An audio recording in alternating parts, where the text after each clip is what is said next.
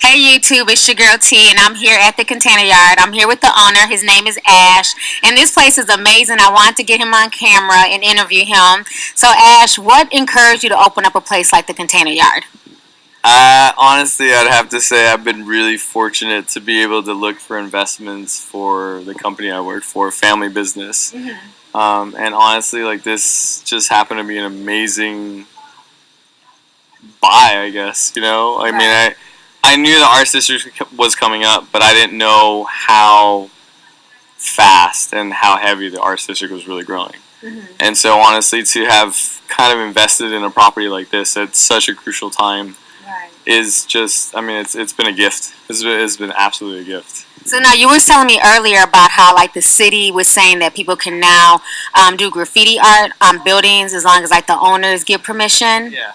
So in the Arts District, they sort of, again, if you go with strict legalities, you can apply for a permit to get an artist to paint your walls. You can do all the exterior of building, and as long as it's not sort of promoting a brand or, like, I guess a bunch of different artists have done stuff for different companies, got paid for advertising, and like that kind of stuff like is not allowed.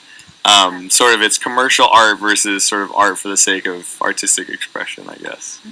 So out of all the things that you could have done, with like in the art district, what made you choose graffiti art? Because for a lot of people it's controversial. Some people say it's vandalism. Other people say it's art. I believe it's art. I don't believe it's vandalism. So what made you go with the graffiti as opposed to like a more Picasso? Everybody just paint on some, paper. That's actually a really interesting question. I'd say there's a couple different reasons. First, one of the biggest reasons is because it's fast.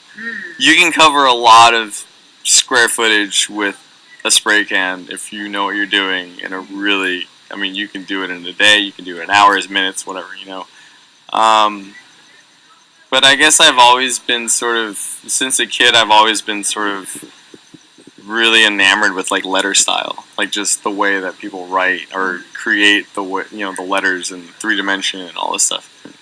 It was just something that I always had kind of a love for, and I just felt like it was a really weird and sort of really gifted experience to be able to have a place that I could invite people, to come and paint, and it's been a lot of fun.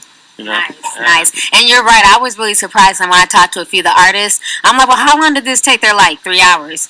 2 hours. I'm like, are you serious? Because it looks like it would have taken like a year. No. But they're quick and it's amazing. Absolutely. And I also think that it's a blessing for a lot of these artists, because one of them that we were talking to, he's like, he's gotten in trouble and it's hard to be able to just put your art up. Absolutely. And for you to give people an opportunity to come in here and paint and showcase themselves, that's really been a blessing to a lot of people. So how do you think that people in other states can open up something like this? Or how can they get Wow. I mean, honestly, I have to say that my situation here is not like the everyday situation. We're not pressed for just putting some kind of tenant in here as quick as possible. Honestly, it's something that I feel like is really a luxury. Like I have to acknowledge that. Like it's not every situation where the arts district, the environment lines up or aligns with the sort of ethos or the sort of, I guess, philosophy of, the developer of the space. Right.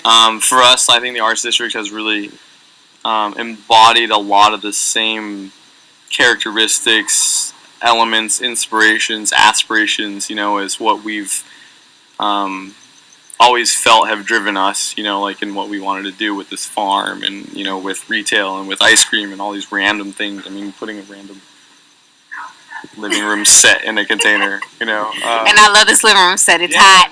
It's hot. I mean, like, obviously it's very graffiti driven, street art. There's a lot of negativity around that, Right.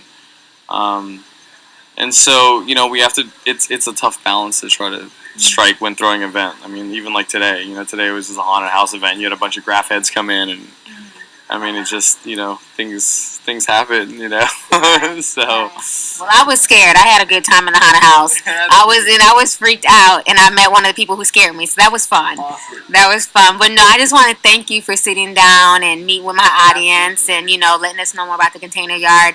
I've never seen anything like this, where graffiti artists can come in from all over the city and share their art with the world without having to worry about getting in trouble.